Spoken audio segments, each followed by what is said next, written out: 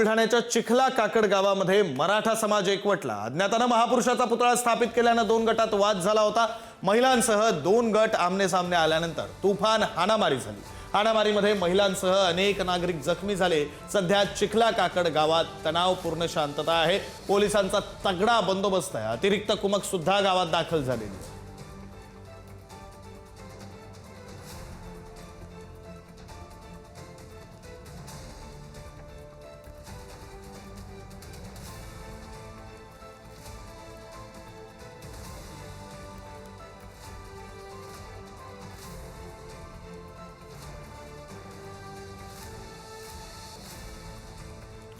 आपले प्रतिनिधी संदीप वानखेडे आपल्या सोबत जोडले गेलेले आहेत। आपण त्यांच्याशी या संदर्भात बोलूया।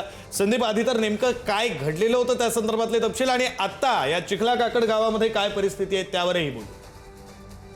विक्रांत, खरं तर 3 ते 4 दिवसापूर्वी याच चिखला गावामध्ये छत्रपती शिवरायांचा पुतळा जो आहे हा सार्वजनिक एका जागेमध्ये स्थापित करण्यात आला होता आणि त्यावरून हा दोन गटामध्ये वाद सुरू होता। दुसऱ्या गटाचं म्हणणं असं होतं की हा पुतळा जो आहे महापुरुषाचा दुसऱ्या जागेवरती स्थापित करावा, या ठिकाणी करू नये। आणि यावरून 2-3 दिवसापासून जो आहे तो किरकोळ वाद दोन्ही गटांमध्ये सुरू होता।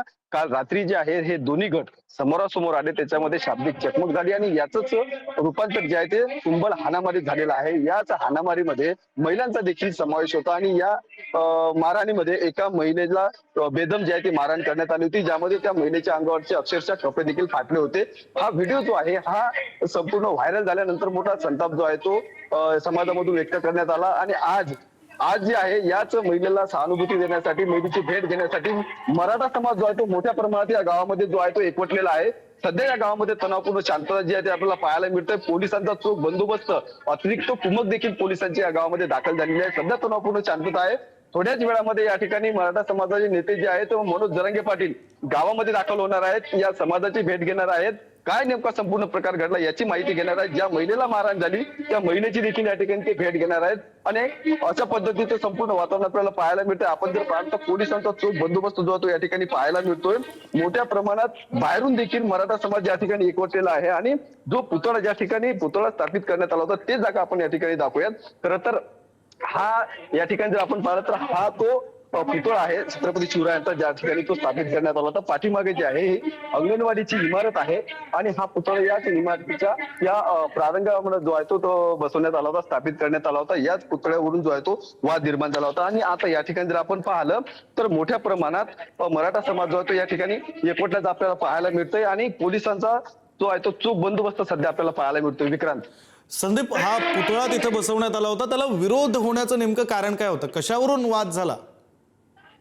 खरं तर या संदर्भात अद्यापर्यंत माहिती मिळाली नाही। मात्र जी प्राथमिक माहिती मिळत आहे त्यामध्ये ही जी जागा आहे ही सार्वजनिक जागा जरी असली तरी अंगणवाड्या आहेत, या ठिकाणी 2 अंगणवाडीच्या इमारती आहेत आणि या संपूर्ण प्रांगणामध्ये हा पुतळा बसवण्यात आलेला आहे। खरं तर या पुतळ्यासाठी वेगळी नियोजित जागा होती का किंवा याला विरोध कशामुळे होत होता या संदर्भात अद्यापर्यंत प्रशासनाकडून कुठलीही माहिती जी आहे ती मिळालेली नाहीये।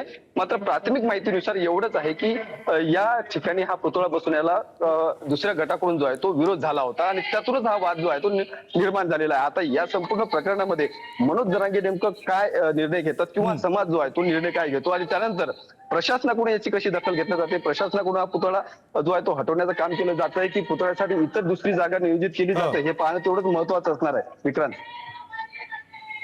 खरंय संदीप, तुम्ही म्हणताय त्याप्रमाणे आता नेमकं भविष्यात काय होतं या संदर्भात समाजाची भूमिका काय राहते, मनोज जरांगे पाटील पोहोचल्यावर काय बोलतात हे सगळं पाहणं महत्त्वाचं असणार आहे। आपल्यासोबत रविकांत तुपकर जोडले गेलेले आहेत, शेतकरी नेते आहेत, त्या सगळ्या परिसरामधली त्यांना माहिती आहे। आपण त्यांच्याशी बोलूया। रविकांत तुपकर जी, महापुरुषांचा पुतळा बसवला होता, रात्रीतून तो पुतळा बसवला, मग तो हटवण्यात आला, यातून मोठा वाद झालेला आहे, सध्या तणावपूर्ण परिस्थिती आहे। आपल्याला यातली काही माहिती आहे का आणि काही आवाहन करायचं आहे का?